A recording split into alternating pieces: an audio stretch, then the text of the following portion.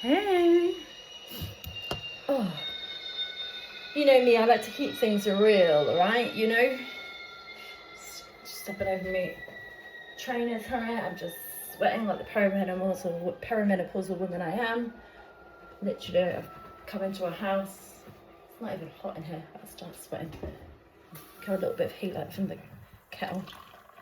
Because I have an old school kettle. My kids are very impressed with that. Oh, right, okay. Morning routines. I remember when I first heard about these, you know, it was like you needed to get up at, like, before the kids got up, and you needed to have done, you needed to make sure you'd had some specially prepared breakfast.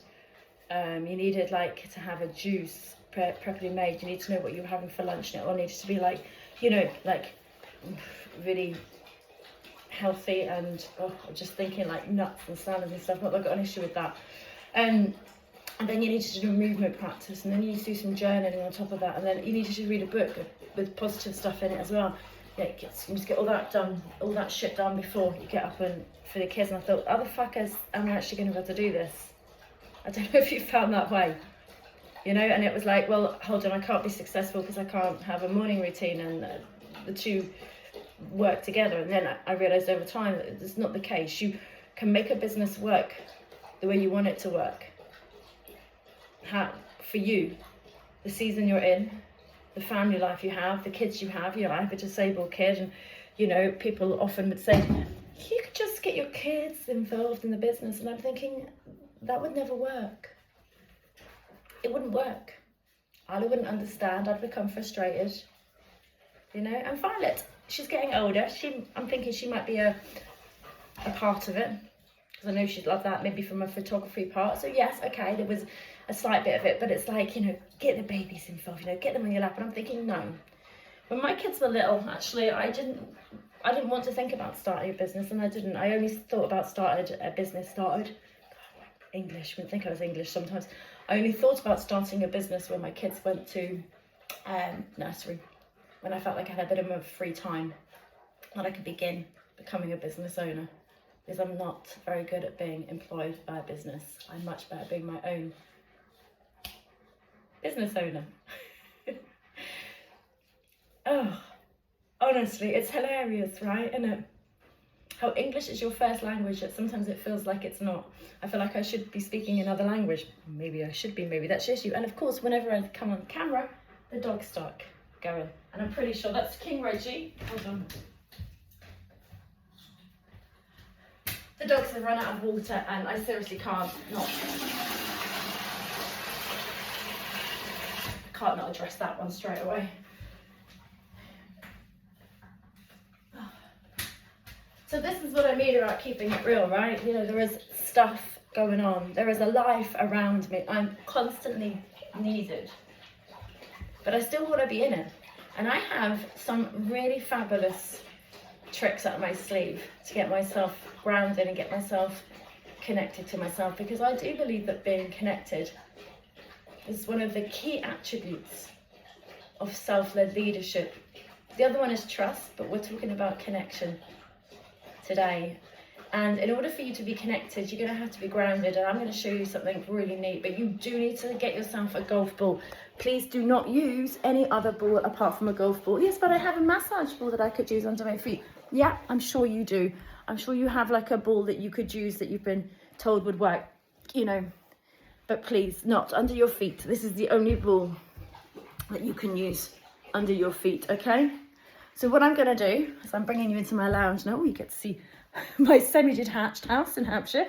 Okay, it's really nothing fancy, you know, but that's kind of the way I like it. I'm more of an outdoorsy kind of girl.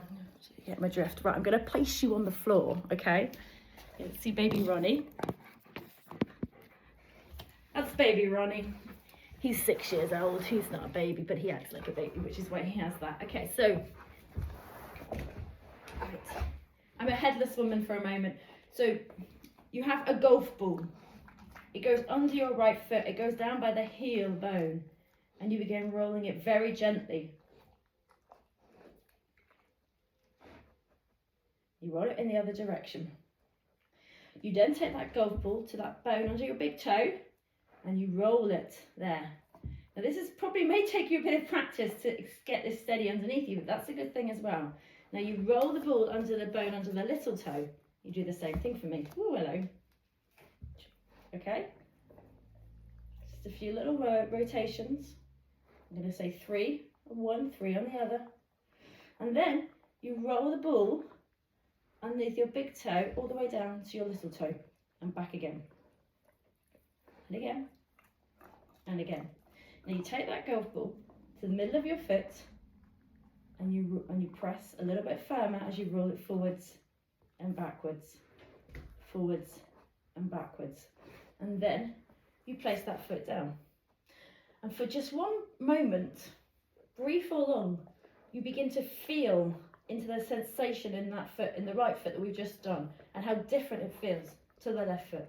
There's no mistaking that. There's a sense of aliveness almost, of being woken up. Let's go on the other foot, the same thing, right? We start at the heel bone, gently, right? 3, and then 3 in the other direction. Take the golf ball to the bone under the big toe, and we do the same thing again. 1, 2, 3. 1, 2, 3. Take the ball over to the bone of the little toe. We do the same again. 1, 2, 3. Other way. 1, 2, 3. You take the golf ball, you place it underneath the big toe, you know, in the middle of it, right? And then you roll the ball down to the little toe. Roll it back on up. Roll it back down. You roll it back on up. You roll it back down. You have the golf ball in the middle of your foot and you roll it firmly back and forwards.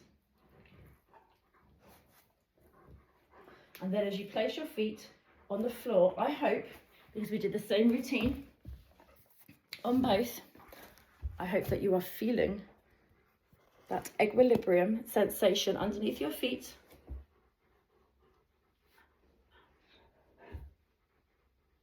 And feeling more grounded. So, source a golf ball. Oh, hello. She said throwing it on the floor. Get yourself a golf ball and get that in. And there we go. So we've gone from a morning routine that would take you almost an hour and a half, which means you might have to get up at 5 o'clock. Fuck that shit. I like my sleep when I get it.